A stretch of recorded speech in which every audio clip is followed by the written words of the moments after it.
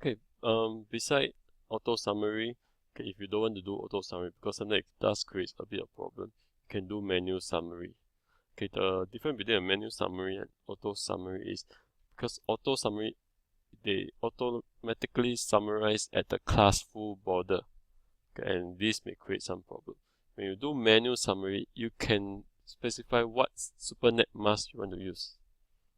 Okay, so you don't have to really use the classful subnet like /8, /16 or /24.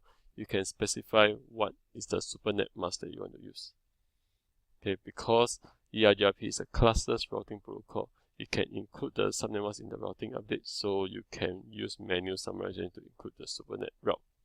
Okay, so if you remember from last time that you learned about supernet, okay, supernet is an aggregation of the major classful network address.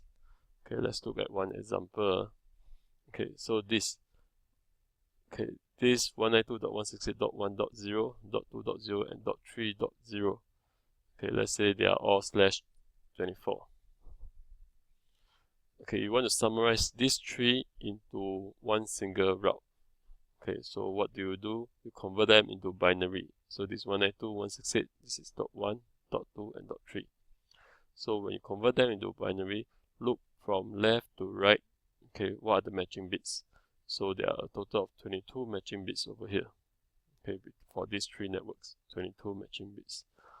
Okay, so because you have 22 matching bits, you can use the supernet mask /22.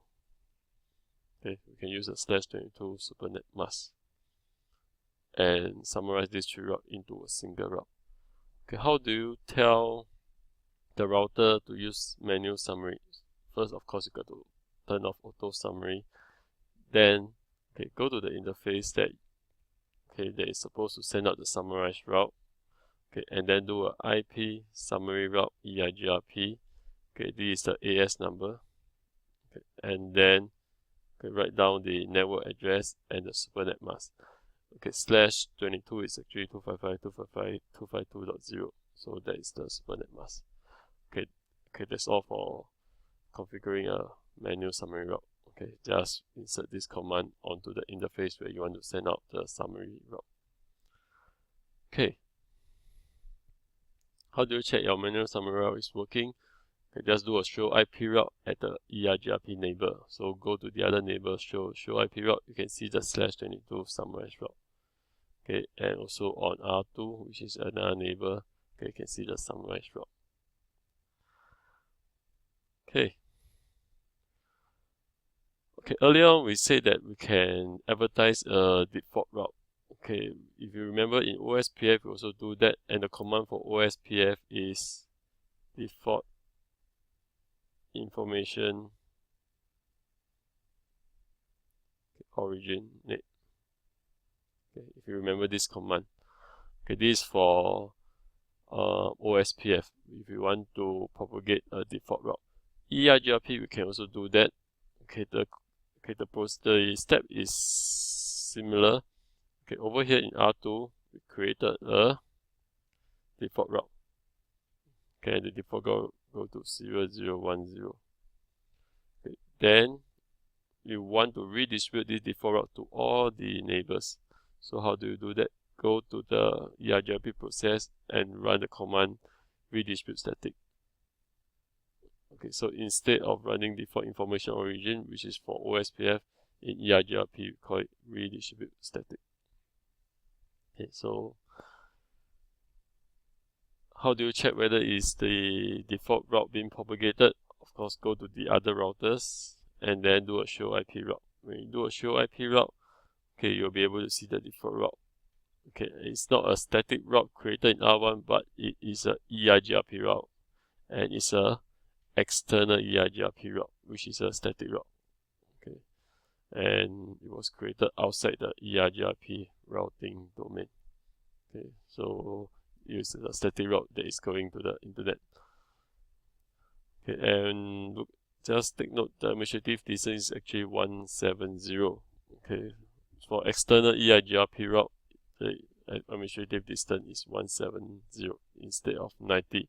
90 is for the internal EIGRP route. Okay, next is on the EIGRP bandwidth. Okay, by default, EIGRP will only use 50% of the bandwidth for EIGRP information. That means, okay, let's say there's two routers, they are EIGRP router, and beside EIGRP packet, they will also send the normal data packet to each other. So by default, okay, the bandwidth on this link, the EIGRP packets, okay, the advertisement packet that's sent between the router, they will only use a maximum of 50% of the bandwidth used for EIGRP routing, okay, information. Okay, so when they send EIGRP packet, including the hello packets, okay, then they will only use up to 50% of the bandwidth. Okay, so that's the default one. If you want to adjust it, okay, you can use the IP bandwidth percentage command. Okay, this will allow you to increase the bandwidth or reduce the bandwidth that can be used by EIGRP packets. Okay, so you can make it higher, let's say 60%, or you can make it lower, let's say 20%. Okay, so for higher speed link, you can increase the bandwidth, but for lower speed link, you might want to decrease the bandwidth so that EIGRP process don't overutilize the link for EIGRP information. Okay, for IP, so that's for IPv4. For IPv6, the command is the same, except that we replace the keyword IP.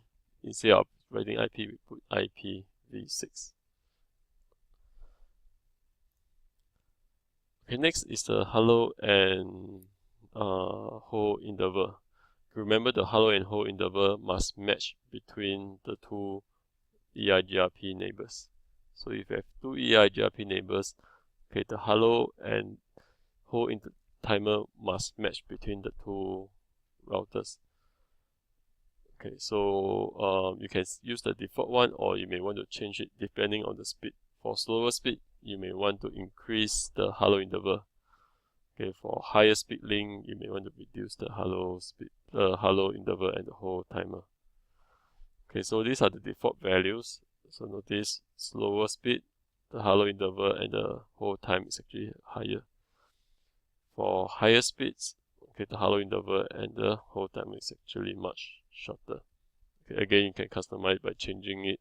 So the command to change is this. Go to the interface where you want to change the interval.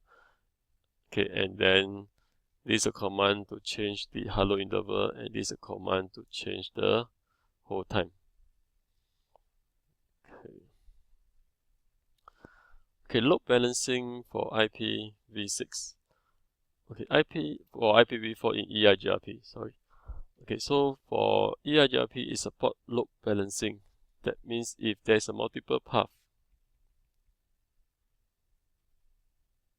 okay, going to a particular network, and the path for the first one and the second one is actually, the cost is exactly the same.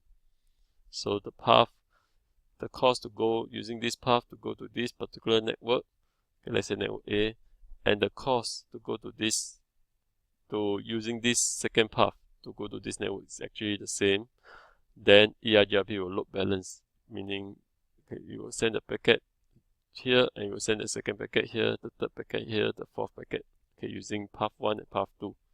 Okay, so they will load balance between path 1 and path 2. Okay, by default, the Cisco router will allow load balancing up to 4 equal paths. So if you have 4 equal paths, they will load balance. But if you have more than 4, no, they will only allow maximum of 4. Okay, that's the default. And you can change the default by running this command maximum path in the EIGRP mode. So go to router EIGRP, the AS number, and change the maximum path.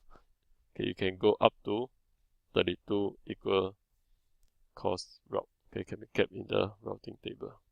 Okay, if you set this value to be equals to 1, that means you only want one path, then you will turn off load balancing.